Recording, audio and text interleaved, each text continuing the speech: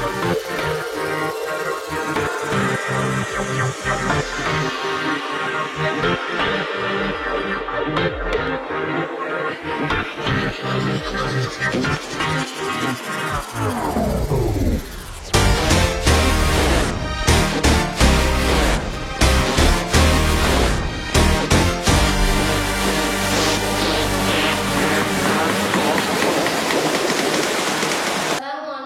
warahmatullahi wabarakatuh. Salam jumpa untuk anak-anakku yang soleh dan soleha. Apa kabar anak-anak semua? Semoga kalian dalam lindungan Allah Subhanahu wa Ta'ala dan semuanya sehat walafiat. Kembali kita belajar dari rumah untuk pembelajaran pendidikan agama Islam dan budi pekerti sekolah dasar. Sebelum kita memulai pelajaran, marilah kita berdoa bersama-sama. A'udzubillahi minasyaitonirrajim. Bismillahirrahmanirrahim. Rabbi zidni ilma warzuqni fahma. Shadaqallahul azim. Nah anak-anak, setelah kita belajar bersama pada pembelajaran sebelumnya, yaitu mengenai indahnya nama-nama Allah Subhanahu wa Ta'ala, pada video kali ini kita akan membahas pelajaran 4 kelas 6 sekolah dasar yang berjudul Ayo Membayar Zakat. Nah anak-anakku semua, pada materi Ayo Membayar Zakat meliputi 1. Memahami arti zakat, yang kedua macam-macam zakat, yang ketiga orang yang berhak menerima zakat, yang keempat memahami makna zakat.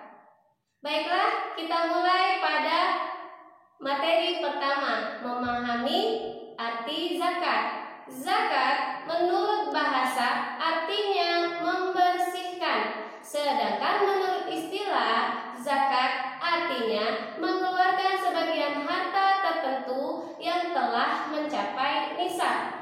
Jadi, zakat itu sebagian dari harta tertentu yang wajib dikeluarkan oleh umat Islam untuk diberikan kepada orang yang berhak menerimanya. Anak-anakku, macam-macam zakat dibagi menjadi 2 bagian. Kira-kira anak-anak ada yang tahu tidak macam-macam dari zakat? Baiklah, Ibu akan jelaskan macam-macam dari zakat. Zakat dibagi menjadi 2 bagian. Yang pertama yaitu zakat fitrah, yang kedua zakat mal. Pengertian dari zakat fitrah adalah mengeluarkan beras atau bahan pokok lainnya seberat 2,5 kg atau 3,5 liter untuk tiap orang. Waktu membayar zakat fitrah adalah pada tanggal 1 Ramadan sampai menjelang sholat Idul Fitri. Beras atau bahan pokok yang sudah terkumpul akan dibagikan kepada orang-orang yang berhak. Biasanya beras-beras tersebut dikumpulkan oleh Badan Amil Zakat. Yang kedua, zakat mal.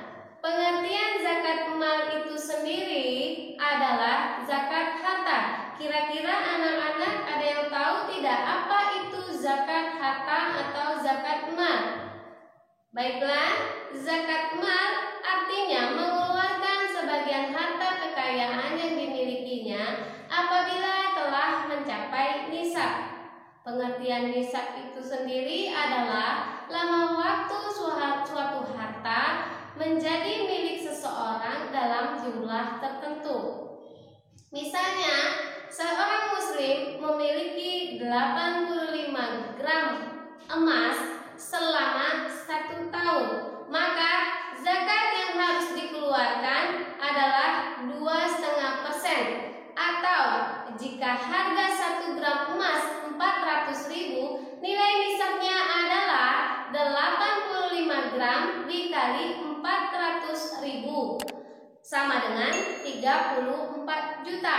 Maka zakat yang harus dikeluarkan adalah 2,5% dari 34 juta sama dengan 850.000. Maka zakat tersebut dikeluarkan sebanyak 850.000. Anak-anakku semua, zakat mal dimaksudkan untuk membersihkan harta yang dimiliki, karena dalam 1 tahun harta itu ada hak fakir miskin. Baiklah, syarat-syarat wajib zakat mal adalah: yang pertama, pemilik harta orang Islam; yang kedua, pemilik harta telah balik dan berakal atau tidak gila; yang ketiga, harta tersebut termasuk jenis harta yang wajib dizakati; yang keempat, harta tersebut telah mencapai 1 tahun; yang kelima, harta tersebut milik sendiri.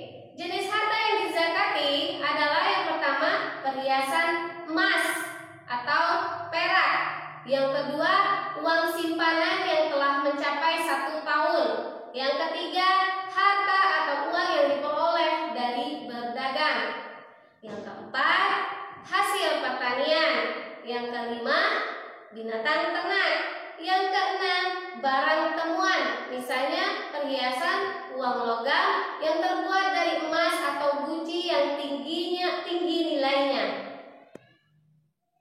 Baiklah anak-anak, masuk ke orang-orang yang berhak menerima zakat. Anak-anak, ada yang tahu tidak orang-orang yang berhak menerima zakat?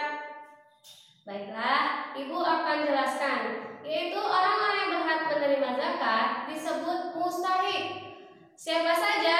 Yang pertama, orang fakir; yang kedua, orang miskin; yang ketiga, pengurus zakat; yang keempat, mu'alaf; yang kelima, orang yang berhutang atau banyak hutang; yang keenam, fi sabilillah, yaitu orang yang berjuang di jalan Allah; yang ketujuh, hamba sahaya; yang kedelapan, ibnu sabil atau seorang anak yang sedang menimba ilmu namun kesulitan dalam pembiayaan.